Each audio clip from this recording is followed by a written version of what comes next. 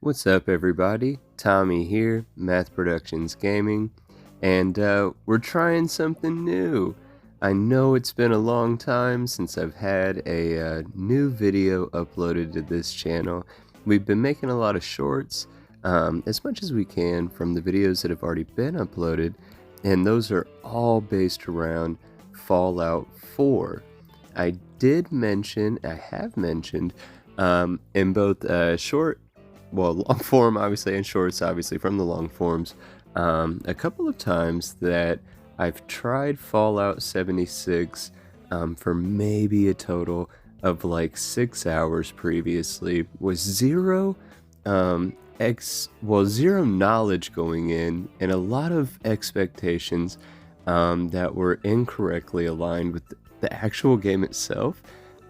In those like 6 hours that I tried to play it before, I did not enjoy it at all the first time that I tried to play it, and I pretty much had decided that I wasn't going to play 76, but that said, I've learned a lot more about what to expect about some of the differences between 76 and 4.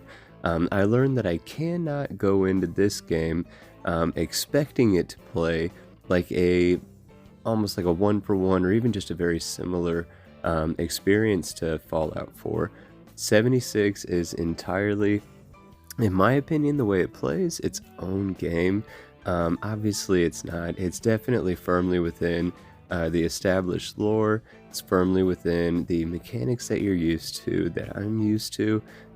It just presents them in a little bit different package than what I've been used to. Also, one thing I had to learn is for Fallout 4, the main thing that I enjoy doing is building settlements and recruiting settlers to those settlements, giving them jobs, stuff like that. Obviously, Fallout 76 is not like that. You cannot do that. You can build camps, and eventually I'll probably try doing some of that building and setting up camps here and there, but you do not build settlements, right? That was one thing in that previous experience of trying to get into the game that I did not understand at all. I didn't understand having to like find blueprints basically and being able to unlock different items that can be built that way. I kind of just expected to be able to place down that camp machine and have all of my outpost building things available to me. Does not work that way.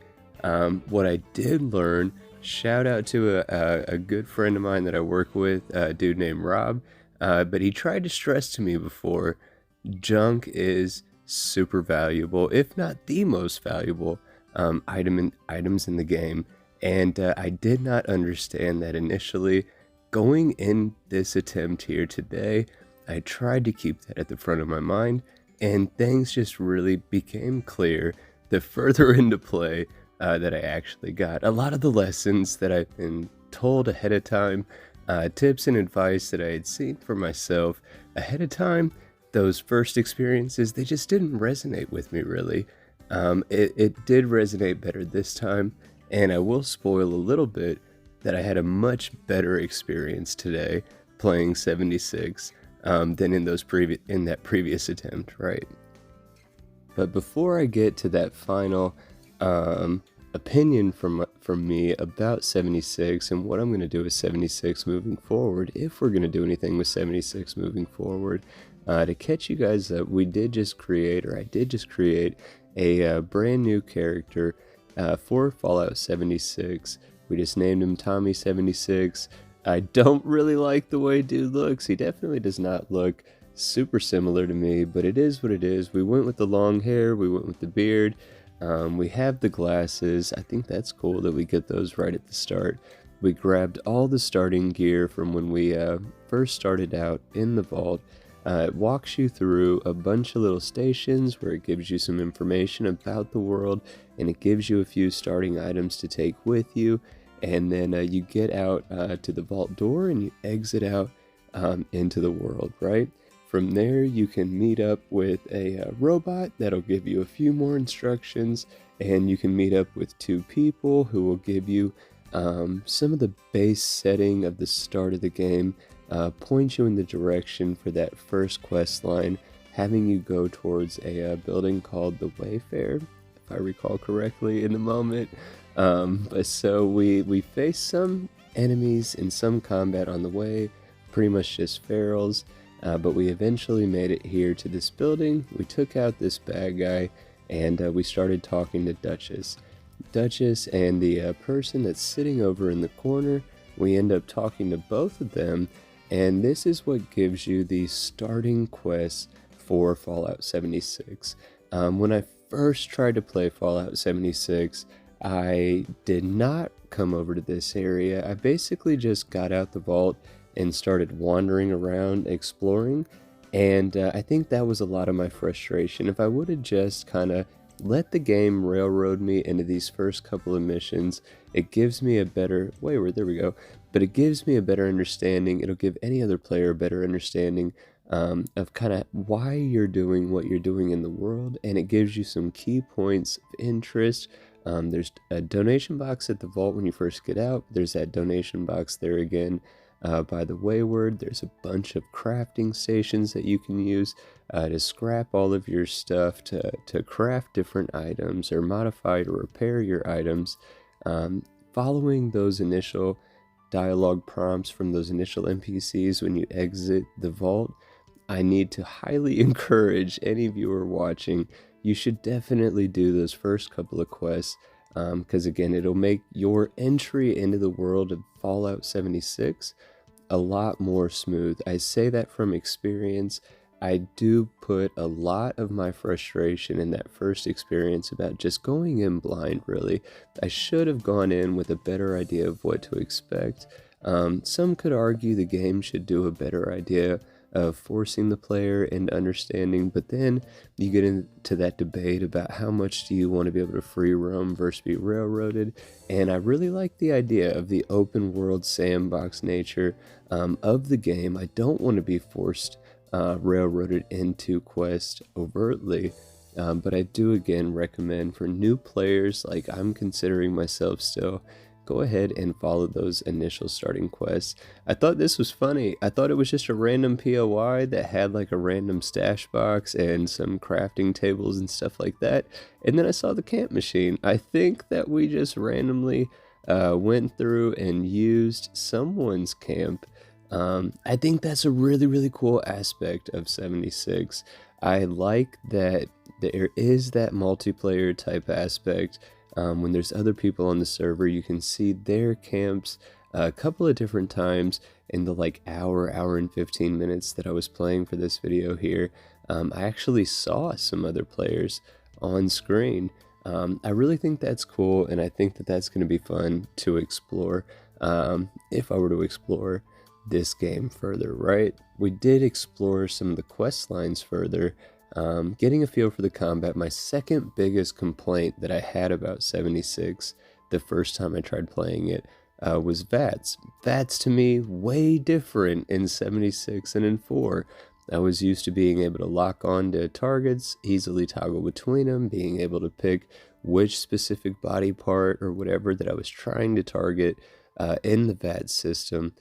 Doesn't work that way when you start playing, at least for Fallout 76. It just highlights the enemies overall, and I did end up getting a perk card. I'm going to talk about the perk cards potentially in another video down the line, because that would be a whole topic of conversation by itself and how that differs from 4. But I got a perk card that helps me out. If I remember correctly, it specifically targets limbs whenever I'm in VATS.